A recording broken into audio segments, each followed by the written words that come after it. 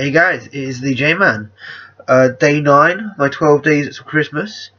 Today I watched a controversial Christmas movie, Die Hard. Some people say it is, some say it isn't. It's set at Christmas, and I want to point out this is the first time I've seen this movie.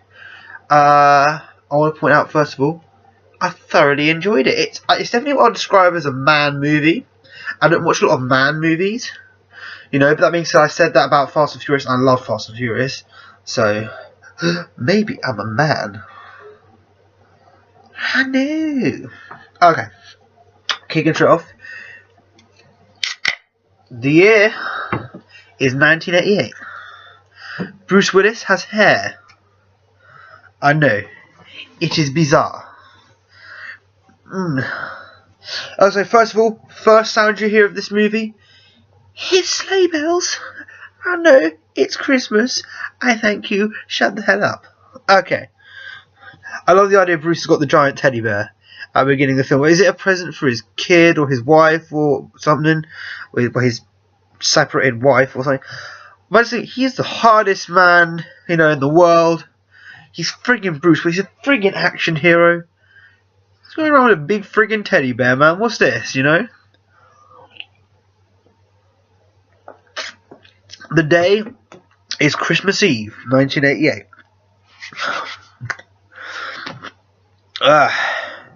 Our hero, John McClane.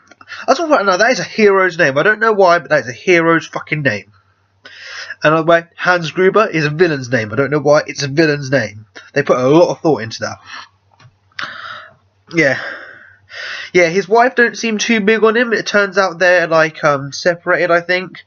So it's they're still married, but I think, she's got a little thing going on with the dick in the office. I don't know. He's trying it. She don't seem interested. But it's just a strange wife, as if she's gone off with another man, but I don't know. Again, this is the first time I've seen this movie. I do not know all the ins and outs, so you're seeing my first reaction to it. Anyway, this Argyle kid, I don't know who he is. He kind of reminds me of someone. Comment below if you know who it reminds me of, because I don't freaking know, but he reminds me of someone. You'll be watching it. He does remind me of someone modern day, but I've got no idea who. Why am I thinking if Don Glover was like a teenager? I don't know.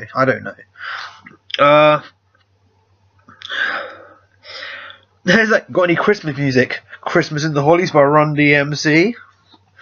Christmas song, I guess,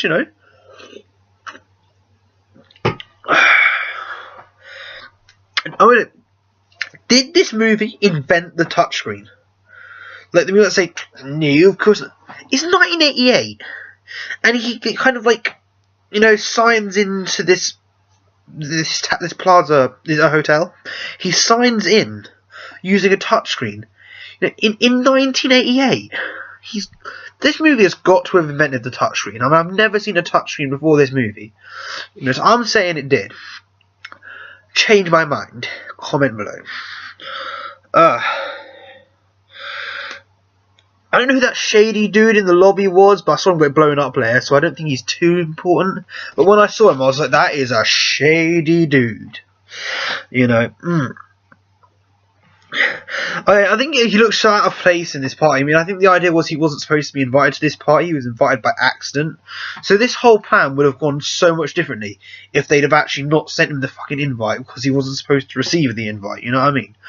So, but that's their mess up.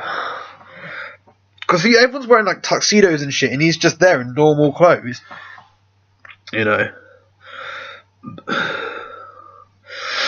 I was at that line, man. It's we bomb Pearl Harbor and we give you a tape deck. I don't know if you can say that. I mean, that's a good joke, but I mean, I don't know if you can say that, man. Yeah, then they actually say that Bruce Willis and his wife are separated. He still misses the kids. I think he's a good father. He's just too dedicated to his work. It's Arnold Schwarzenegger and Jingle All the Way all over again. Very different movie. I want to point out. That being said, John McClane is a fucking superhero. Yeah, fucking superhero. Anyway, I know a lot about Die Hard just because of Brooklyn Nine-Nine. Brooklyn Nine-Nine teaches you everything you need to know about this movie. How badass it is. I love the way he's talking to his wife, and then this couple just come in and something like, oh, wrong room. Come out. I don't know why that was needed, but it was funny. I don't know. And then enter Alan fucking Rickman. Yeah, man, Alan Rickman. But it's one of the best actors of all time. Such a good actor, man. Lost him too young, man. Seriously. I'm not a big fan of Harry Potter films, but Snape was the hero of the whole thing for me. Dogma. You know, I love Dogma because he's not a villain role. Because I think some people said he was typecast as a villain. You know, but he was so good in Dogma. I love that movie so much. Everything Kevin Smith I love, actually. So yeah, this movie, he is like full-on villain in this. Like, he looks like a Bond villain. The trench coat, the goatee, you know, everything about him just go, this is an evil dude, you know. He's German in this film, which is like, I like it. You know, because I think that was an old school stereotype. You know, it's always a Russian guy or a German guy. You know. Whereas I think they should play it closer to home personally, because the whole idea was this wasn't a terrorist. Because I think they see a bunch of foreigners and say it's a terrorist attack. You know, but you know it wasn't a terrorist attack. It was a robbery. You know. That being said, I think that's like the whole point, though. They staged it as a terrorist attack, so then they conditioned it like a terrorist attack. But I'll get to that later.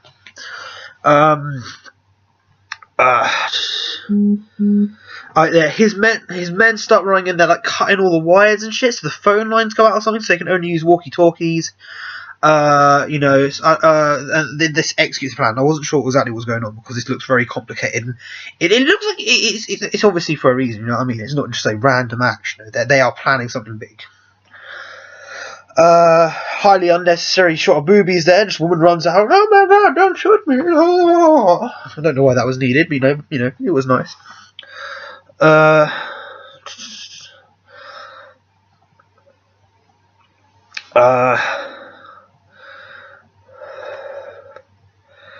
am I? What? No, sorry. Oh yeah.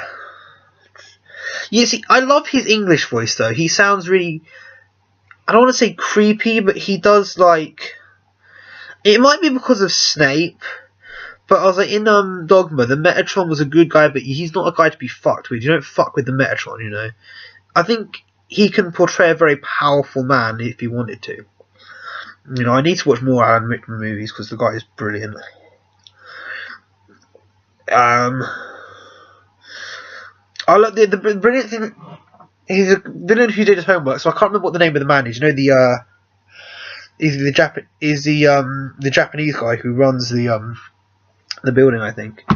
You know, I don't think he knows the man's face, but he's like, well, I know his family moved here from Japan in the 30s, you know, so he's looking at all like the Asian guys, you know, and then in the 30s, so he's looking at like, you know, all the older guys in the room, you know, and he's like sussing out. I was like, he's a really smart dude, you know. I mean, you know, he's not just like, who is it? You know, he's like, you know, I know who it is. I'm going to figure it out who it is. Eventually, he reveals himself. Actually, he's like, stop this now. You know, but I mean, I like that. I think that's really good side of a villain. He does the villain so good in this movie. Takes him to the office, and John McCain is hiding in the corner listening to the conversation because they don't know he's in the building. He shouldn't be in the building, but he's kind of ended up fumbled into this because this wasn't his plan at all. You know, he just came to have a party. You know. And he wants the money, and they're like, "What kind of a terrorist are you?" I was like, "We're not terrorists, you know. We just want money, you know. I mean, as simple as that." And he's like, "Give me the computer codes," and he's like, basically, he's like, "You'd have to kill me." I love this. Is like no remorse in his face. You have to kill me. Okay. You know, that's cold killer. They didn't actually show his face as he shoots him, actually, but I'll get to that as well later in my trivia section. No fucks were given when he shot him there, but he's like, that's fine, the code can be broken, you know. They got a smart dude on the computer, you know. I like the smart dude, by the way. Haven't learned everybody's names, by the way. Again, I've only watched this movie once, just now.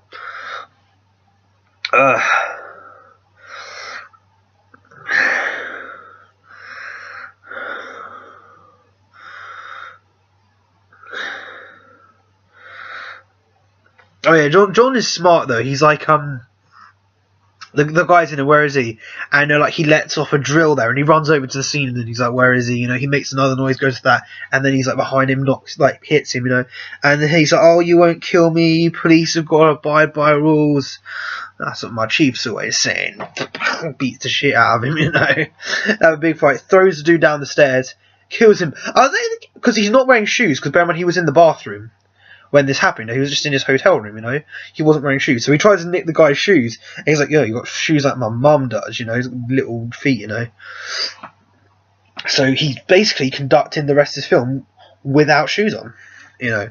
Which does play into the storyline later, you know. This is, everything happens for a reason, you know. I love this. Is so brilliant. He ties the corpse to a chair, writes on his shirt.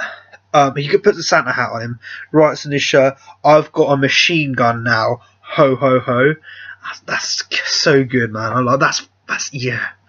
That's what a badass does, man. That's what a badass does. I love it.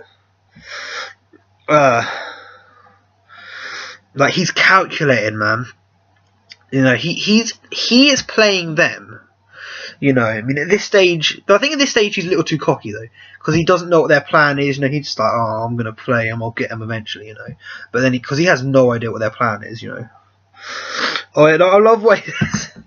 Again, there is a reason for this, but I mean, I love when he runs past and there's a calendar like of a naked woman on there, and he runs past. I love when he runs past. Ooh, carry on. I love that. I mean, I think that it was deliberate because what happens next, but I was just like, there was no acting there. He was just like, ooh, boobies. You know. Yeah, he calls, and basically they're all on the same radio link, so they can all hear each other. So he can listen to them, and they can listen into him. Basically. They get to like the control office or something, and like this line is from Emergencies Only. Yeah, no fucking shit. I'm ordering a pizza, you know. Send cops down here. There's guys in there, you know. And like, you know, and then it's like, you know, like, "Sir, it is against the law to do this." "Well, come here and fucking arrest me then, you know. Do your job." So they send a guy, you know, and he just goes into the shop to get a Twinkie, man. I think the actor is horribly played by this because everyone's obsessed with Twinkies now. It's kind of every time they see him, they're like, "You want a Twinkie, man?" He's like, "Well, no, I played that role, and now everyone thinks I want a fucking Twinkie. Leave me alone." Just so you know, Twinkies are fucking amazing, man. Even though they're like, you know, death in a packet, aren't they? You know, it's like 1 trillion calories. And he goes to investigate. You know, I love the line where he's buying Twinkies. "I thought you guys only eat donuts." You know my views on fucking donut cults, but you know, I'll leave that for this episode because I like him. You know, and he's like, "They're for my pregnant wife, man." I'm never going to do the black man voice again. I do apologise. I'm sorry.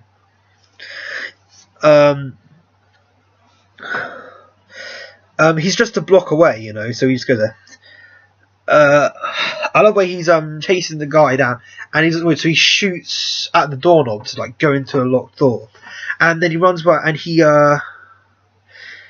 sees the boom poster again, and again the reason he sees it again, he's worked his way around and he knows where he is, so he can try and, you know, he's calculated his path. You know, that's why he now has a map of it in his head. You know, he knows his way around. He is fucking brave and a genius, though. He uses the gun on the elevator shaft. It's just wide enough to, you know, and he starts sliding down using the cable, like the strap from the gun. I mean, that is fucking genius to think of, and fucking brave as well, man. I mean, tell the truth, I'll probably snap the gun in half. I'm a little bit heavier than he is, probably, you know, but I mean, that is bravery right there, man, and smarts. But the strap does break, you know. He drops down a few floors. Apparently, I'll give you a little bit of trivia now. Apparently, that was the stuntman actually did trip, but he was supposed to catch he was like, this is like him on the strap. He's coming down. He's gonna grab this floor, yeah. It snapped. He fell down. Luckily, caught the next floor down. But then they just carried on, like, going through this floor as if it was nothing, you know. One, that stuntman is a good fucking stuntman. And 2, I love the fact they can just roll with the mistake. That's not even a mistake, you know. It's like it's more peril, it's suspense, isn't it? You know, he is hanging to his death, you know, and that is like showing the physical danger that can happen, you know. So it's sometimes the mistakes that make a film brilliant, and I love that.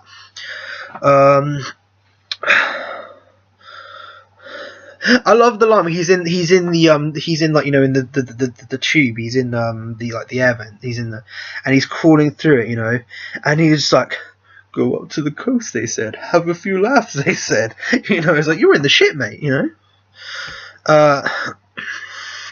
Twinkie Cop, again, I can't remember his name. I'm referring to him as Twinkie Cop, you know, but that makes sense. I think everyone's referring to him as Twinkie Cop. I do apologise to the actor.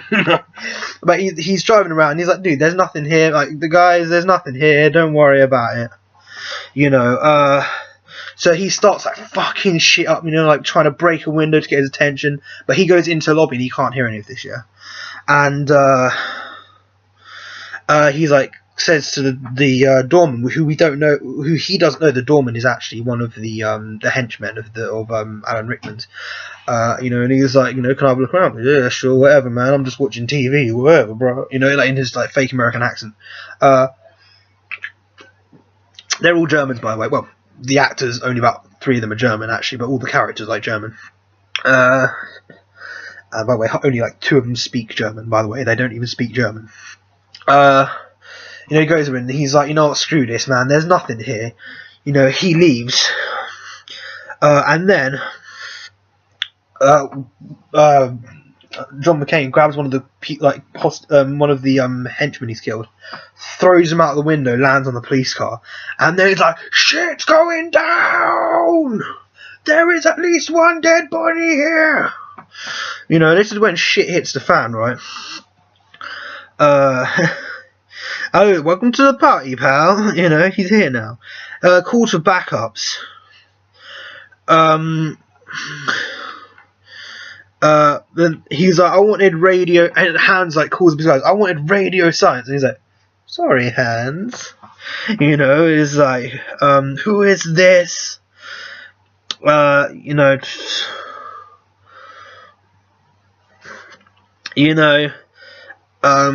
he's John's toying with Hans at the moment. You know, he finds the bag of like explosives and detonators and C4s, all the goodies, you know, off of one of the guys he's just killed. You know, I love the bit. You know, this is just the movie in general, though. This scene, you know, and he's like, you're just another American. You're just another. That's Russian. Just another American who's watched too many John Wayne. I can't even do it. I cannot do a German accent. You know, he's like, one other American who's watched too many John Wayne movies, trying to be, a cowboy. And I always preferred Roy Rogers, actually.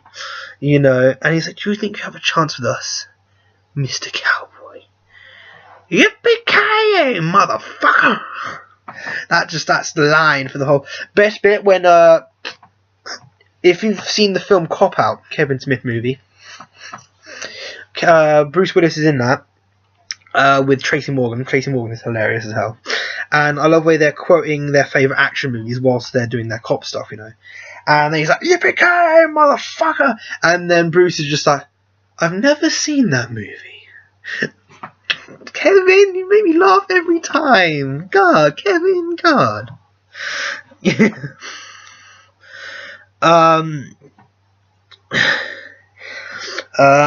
gets, I believe his name was Heinrich. He gets Heinrich, and he's like, I love him. He's like, Alan Rickman was like, Heinrich had the detonator, you know, and he's running around with a bag of bombs, you know. And the fucking reporters show up. You know, Dick, head chief of police, who I believe was the teacher from The Breakfast Club, and he reprises basically the same role in Not Another Teen Movie. Love those movies. So this is a straight role for him, though. I mean, he's a great comedy actor, but he does the straight role really good as well. I love the way Alan Rickman's really civilized his character, though. Like, Bruce Willis's wife comes in, you know, and she's like, I want some requests. Fun. You know, there's a pregnant woman out here we want you to move her somewhere with a couch. We'll get you a couch. Stay put. Okay, that's fine. And start taking people to the toilet, or it's going to get messy there. Okay, he's a reasonable dude though. As I don't think his intention, as much as he does kill a few people, his intention is to come here and kill a bunch of people. He just wants the money, man. Get the money, go. You know. It's what it's like. He's evil as hell. He's like really evil, but it's like there's no point wasting ammo when you don't need to kill him, you know what I mean? He's got this all figured out.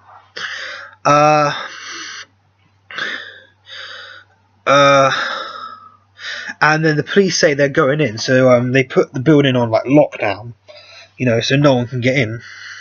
Argyle, you know, the guy who drove Bruce Willis's limousine at the beginning of the film, he hears this all happening on the radio, and then he comes like tearing down there. Because I think he was supposed to like go somewhere like back to wherever, but instead he goes off somewhere else to meet a girl. But then he hears that and he comes running back, you know, because he's a good dude at heart. He's just a kid, you know, but he's a good kid, you know. I love the way there's one of the henchmen. I can't believe I've seen this guy in something else, and this was my whole head. Like he's going past, you know, he's got his gun and he stands behind like the concession stand, you know, or whatever, you know, like the little candy shop, and you can see like the Mars bars and the Hershey bar. And in my head, I'm just thinking, dude, I'll be on that shit. I'm a fat boy, you know. Yeah. I love the way he's acting. Is so the comedic timing is just like.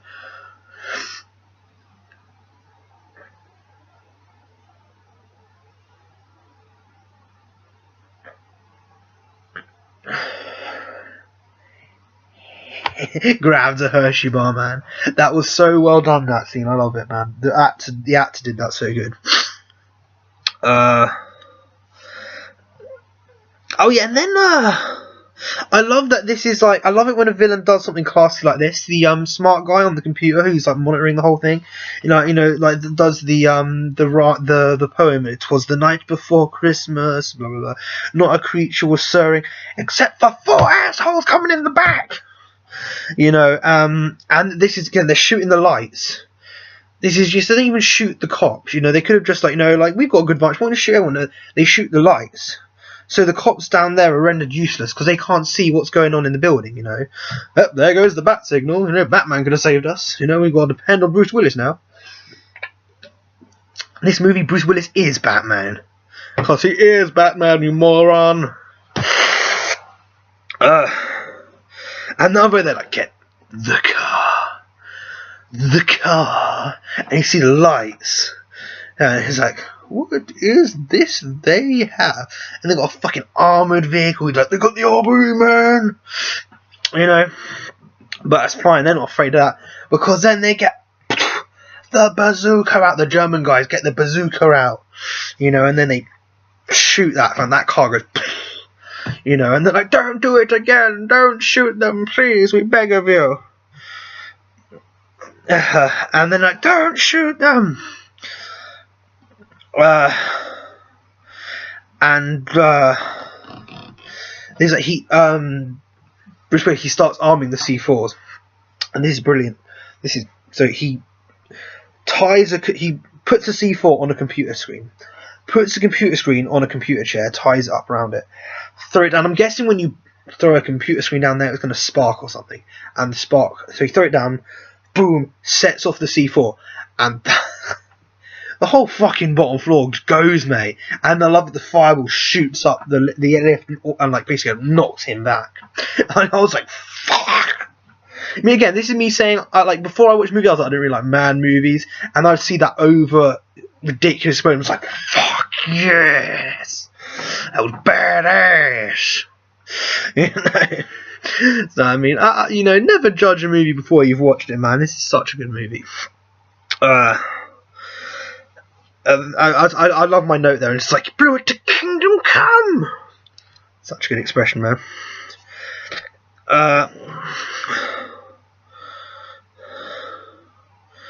Oh, and I think they just realized Hans Gruber had been expelled from his like organization of like, you know, the criminal underworld or whatever. So now he's like, he's running the show now. He's got his own team of like guys, you know. You know, what was it? You're an asshole. I'm the asshole. He was like, you just been bucked on TV. And then fucking Jimmy comes. Isn't Jimmy Ellis his name? The guy who was hitting on, you know, Bruce Willis's wife earlier.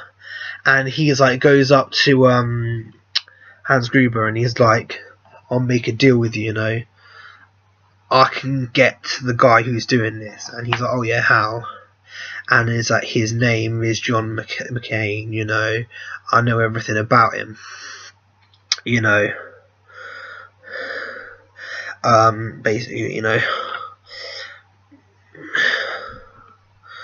I love it. And then there's a really nice little bit where John's talking to Twinkie Cop about like, what is in Twinkies anyway, you know, and he's getting like cream, you know, pastry, you know, he's going through the whole list, you know. I love that. And then Gruber does go on the radio, Mr. McCain, and then he's like, fuck, he knows my name, you know.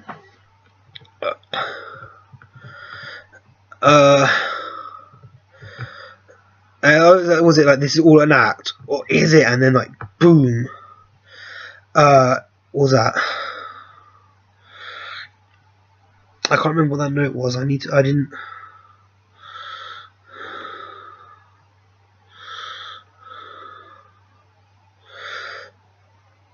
I don't know. Anyway, moving on. Gruber, he gets on the radio to the police, you know, and he's like, I've got demands, you've got to let all of these like criminals from all around the world go. And then he's just like, let these ones go. Like, we don't work with those guys. I know, I heard about them in Time magazine. It sounds impressive, you know. And then he's like, we can't do that. We don't have that authority. And he's like, time's up, do it, you know. And then I think the idea is that the police now going like, what the fuck do? We need to sort that out. But you know, they can't sort that out. And then the FBI show up. Johnson & Johnson are the names of the detectives, obviously, right? And he's like, the feds are taking over now. They're on the show. Oh, and this is brilliant. Alan Rickman, Hans Gruber, goes back into the bowels of the building on his own, alone without his men, and then he puts his gun down, like, you know, behind him. So he's armless, yeah, and he walks in to John McCain. But obviously, the two haven't seen each other's face yet; they've only heard each other's voice. And Alan Rickman's, like, the character as well as Alan. The character is such a good actor, and he's like, yo, he feigns an American accent. You're one of them, you know, and he's like, I'm here to help. You know, I'm not going to hurt you, man. And what's your name? Bill Clay. You know, and it's like, it's okay, man. I'm going to help you out. And he hands him a gun, and I'm just like, in my head, I'm just like, what the fuck, man? Don't hand him a gun. And what he's like, do you smoke? And he's like, yeah. So start smoking, you know, with him. And then he's like, and then he turns around, and then Alan Rickman gets ready, and he starts speaking in German. And then he's like, yes, it was me all along. You know, and then he gets the gun out. It's not loaded. And he's like, I knew it weren't you. And there is, in my trivia, there's a theory behind this scene, and that theory is so brilliant. If it's true, it might not be true, but the theory is brilliant, but I'll get to that later. And he's like, give me the detonator. You know.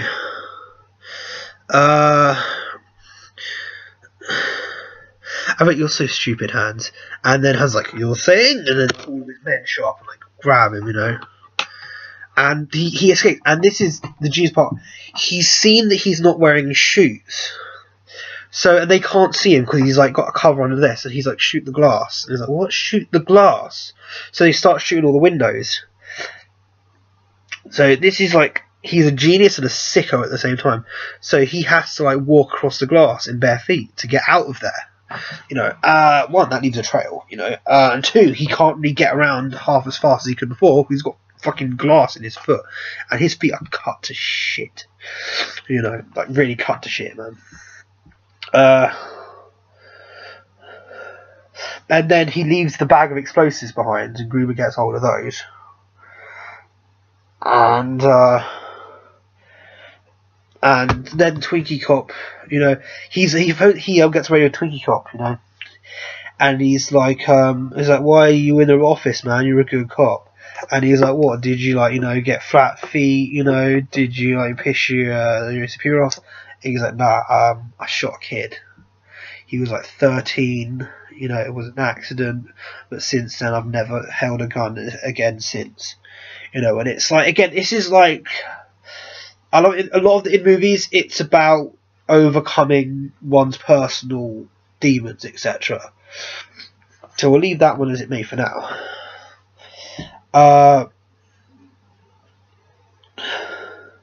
And then this is where the plan, I think, will come. Okay, I might be doing this all wrong, but I think the idea was, it turns out, oh wait there, I'll slow down, I'm slow down. I'm in my head thinking these FBI agents are fucking morons. Like, they're like, it's a terrorist attack, and I'm in my head, I'm like, it's not a terrorist attack, but I can see how they think it's one, because, you know, it was a bunch of German guys, you know, they're doing it because it's like, you know, Germany v America, you know, terrorist attack. But it's not a terrorist attack. But they are conducting it as if it is a terrorist attack by the book. You know, so they put the place on lockdown.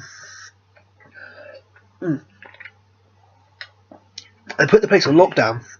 The safe where all the money's hidden, I believe, serves as a panic room. So the idea is nobody can get in. Because I think the idea is, if you've got a terrorist threat, you go into lockdown and you will hide in the safe. The safe opens for them to hide in, and then they all start throwing money and jewels and paintings into their bags and shit. You know, and in my head I'm thinking, these FBI agents are fucking idiots. You know, but then John McClane figures the whole thing out. He sees there's explosives in like the top floor, and he figures it all out, and he's like, it's a double cross. The FBI agents in on this. You know, and it's like, they did it on purpose. They set it up so it looks like a terrorist attack. So you go into lockdown, and then they've got free reign of the safe. They're already in the building, so it's pointless what put it on lockdown, you know.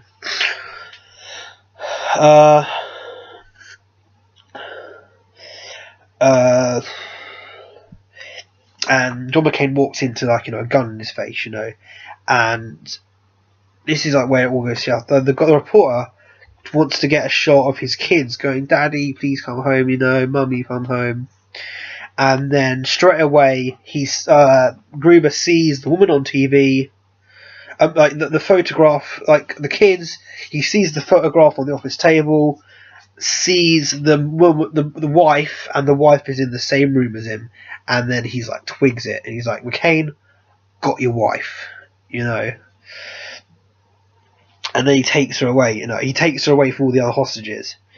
And McClane is like, "I gotta do shit." Takes a shot into the arm. Well, he gets shot in the arm, by the way. You know. Oh, the badass, you know, he gets this fucking, you know, the long head one, you know. He fucking hangs the guy and smashes his face against the wall. That was brutal as fuck, man. That was brutal. Loved it, though. Badass. And shoots the guy who was eating the Hershey bar, right? He shoots him, and that guy was guarding the hostage. So he's there with all the hostages, and he's like, "Where's my wife?" You know, he took your wife. So he like runs down, you know, to find him. And like, "Where's my wife?" He's got her. And then this is the, you know, bravest and craziest thing he's done so far. He makes a friggin' like bungee cord out of. He gets the long fire hose and he wraps the fire hose around his waist. And then when the police helicopter, the FBI helicopter comes up to start shooting at him, he's like, "What are you doing? I'm on your side." Oh wait, yeah, you know. He dives off the building, you know, and then he kind of swings into the lower floor. But then the big heavy It's like a bobbin. What's it called, man? You know, the metal bit in the middle that it's all wrapped around. That's so like heavy, it almost pulls him out of the building. And luckily, he manages to untie himself before he gets thrown out of the building. You know, and falls to his death. Gruber blows up the top floor, and is like, he's like, "Why'd you do that?" You know, and he's like, if you steal like a couple of £100, you can just run away. If you steal millions and millions of dollars, people are going to find out, unless they think you're dead. So it's like he's faked his own death by blowing up the top floor. So I was like, oh, he died in that explosion, surely. And then the fire van comes out of the like the van that he ends in, the fire vans, and then Argyle sees this and he's like, that's not a real fire van. So he runs into it with his limousine, stopping that guy. Argyle, you're a fucking hero, man. And then McCain is face to face with him again, with Gruber again, but Gruber's got his wife. You know,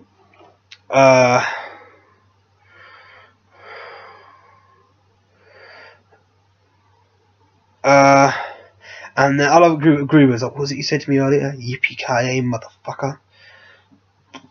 I love this. You see, earlier actually, you see him. He's in a room, and there's all this tape over there from the Royal Mail, and he's got his hands behind his head, you know. And then like Gruber's like, "There's nothing he can do. Got your wife here."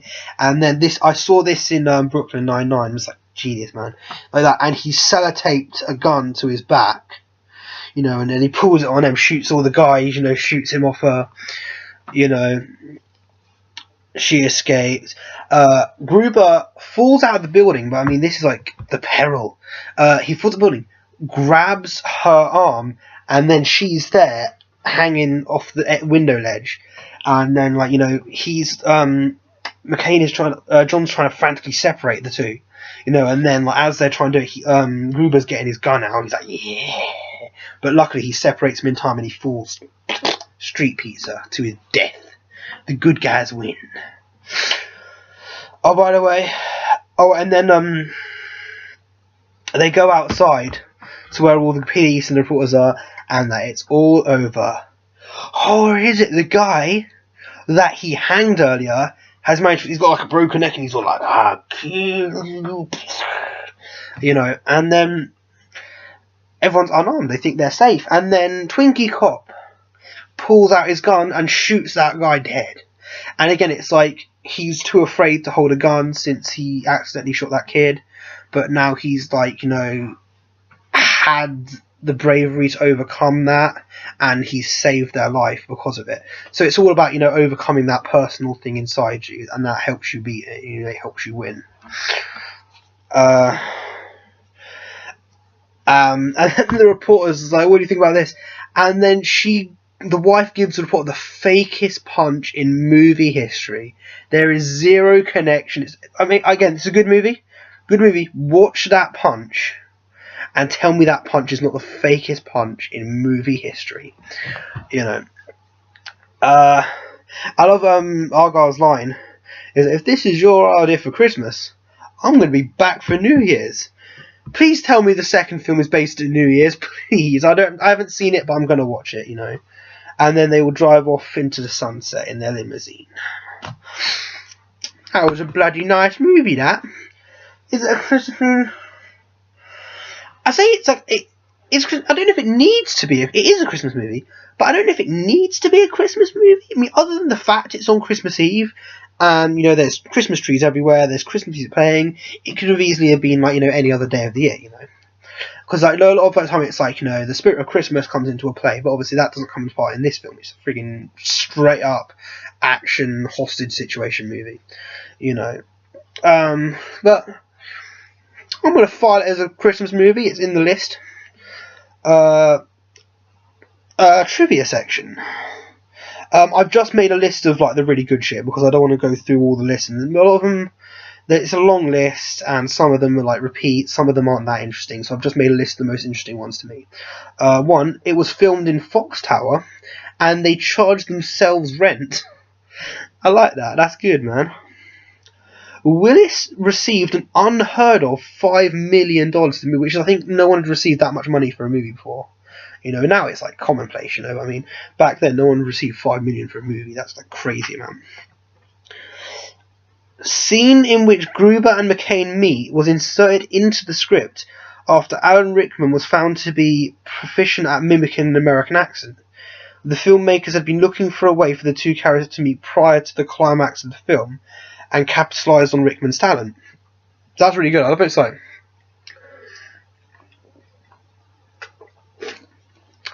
I love it. It's such a good scene, and they basically did it on the spot. No, it's such an intelligent scene. Love it. Director John McTiernan found it necessary to smash cutaway from Hans Gruber's face whenever he had a gun, because Alan Rickman had an uncontrollable habit of flinching from the noise and muzzle flash. If you look closely when he shoots Takagi, you can see him wincing because he knows it's about to come. I'm not going to diss Alan Rickman for that, because it's like, guns are an ugly thing. It's definitely not commonplace, and it's definitely a startling, you know, it's a bang and a flash of light, you know, and it's like,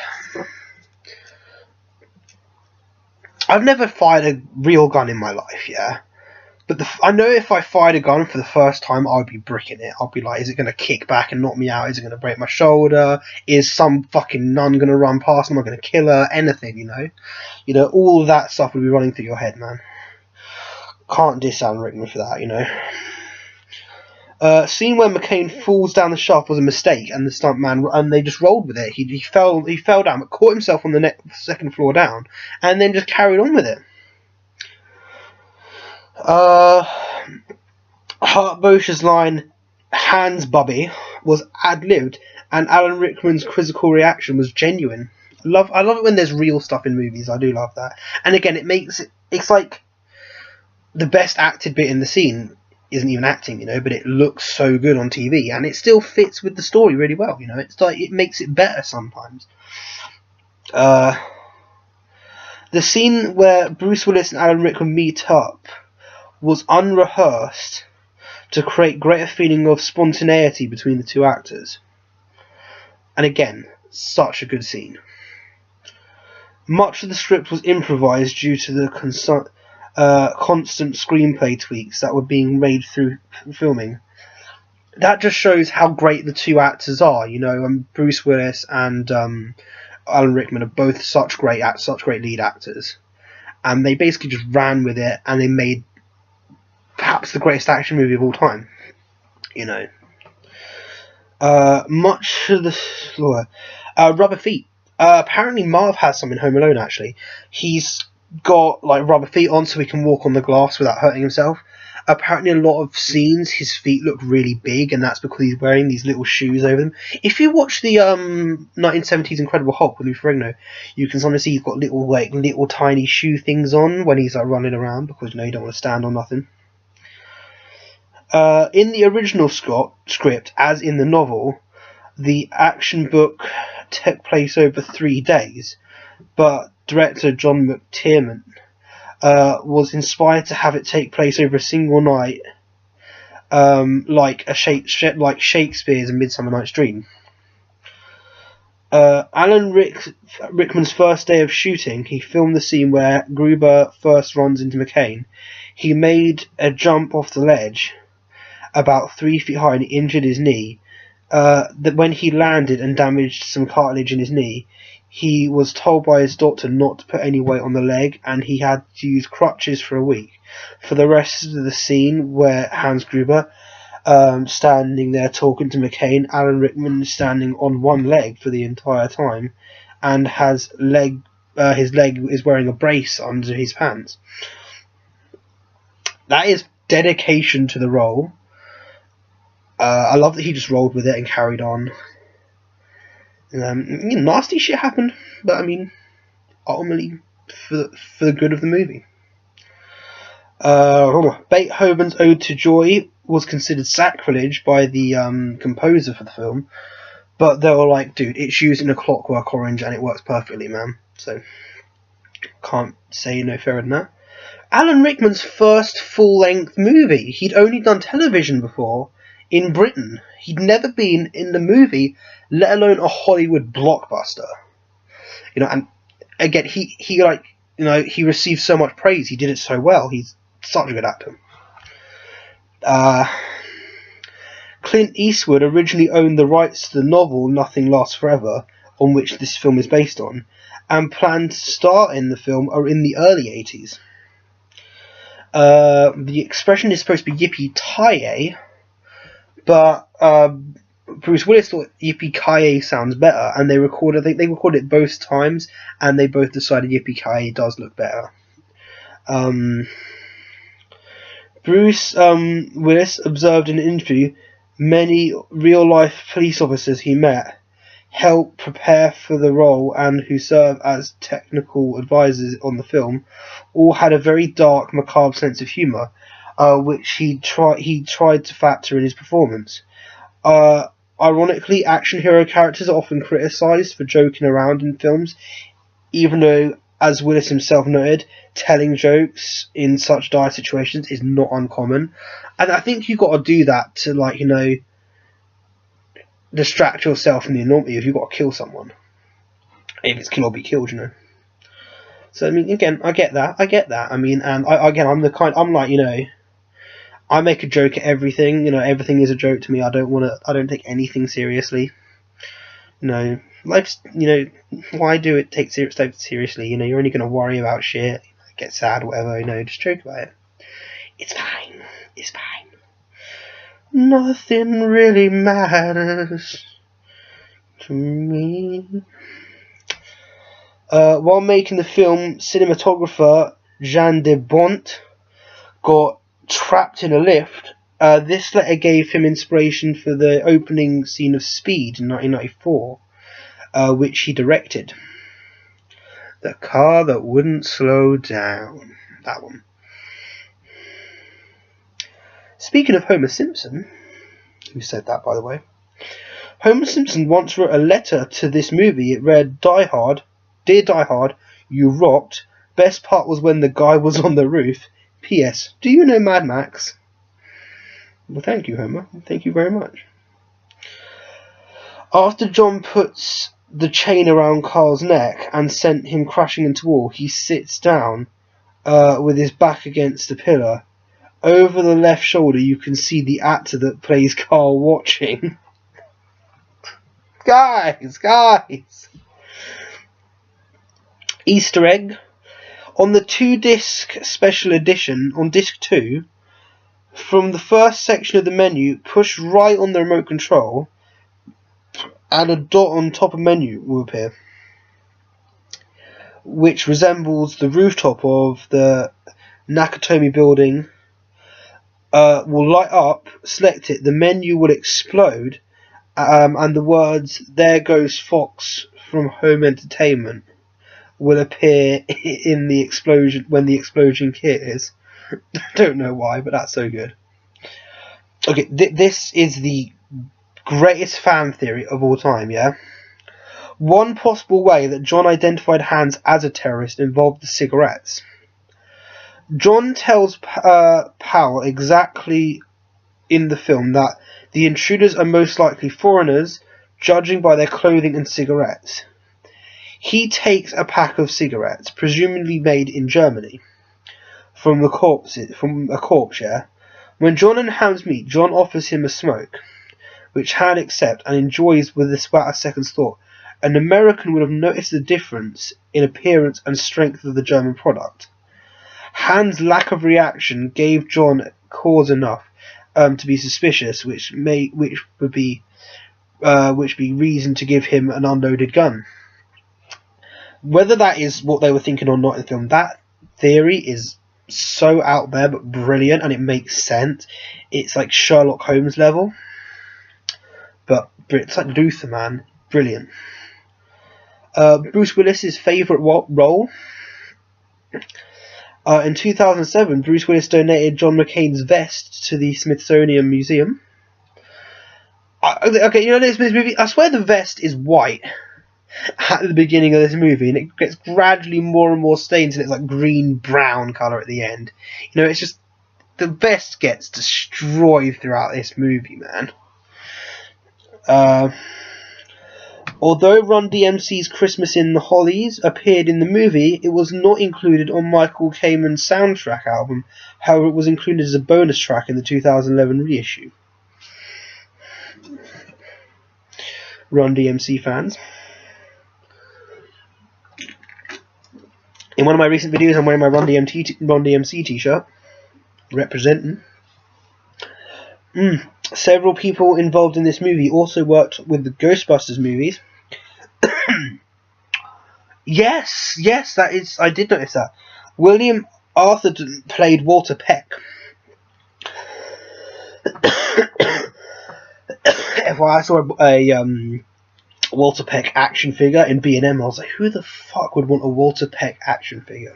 But it does exist. Reginald VelJohnson had a small part in the original Ghostbusters. I think that's an ongoing joke on set, by the way. He's the third Johnson because the two agents called Johnson, I think. Richard Edlund also worked on special effects on the first Ghostbusters as well. Willem van Hamburg played James, went on to play Vigo the Carpathian in Ghostbusters 2. Ghostbusters 2. Moving on. Mary Ellen Trainor reprises her role of news reporter Gail Wellens in Ricochet. Also produced by Steven Silver. So are the two films in the same universe, I guess? I don't know. Again, I've not seen Ricochet. I've seen the rest of Ricochet. He's very good. In the street scene, the gas station sign shows the price per gallon as 74 cents. As of September 2016, the price for regular is now $2 per gallon. There's the inflation level, folks. Still cheaper than England, though. Finally, 21st Century Fox, the production company behind the Die Hard franchise, formally admitted that Die Hard was a Christmas movie after stating that it is the greatest Christmas story ever told in a new trailer to mark the 30th anniversary of the film's release, thus ending the debate over years. So it is official. You cannot argue with 20th Century Fox. They are the guys who made the film. It is official. This movie is a Christmas movie. And you can't argue with facts. Yeah. Well, that's me done for the day. I didn't fall asleep.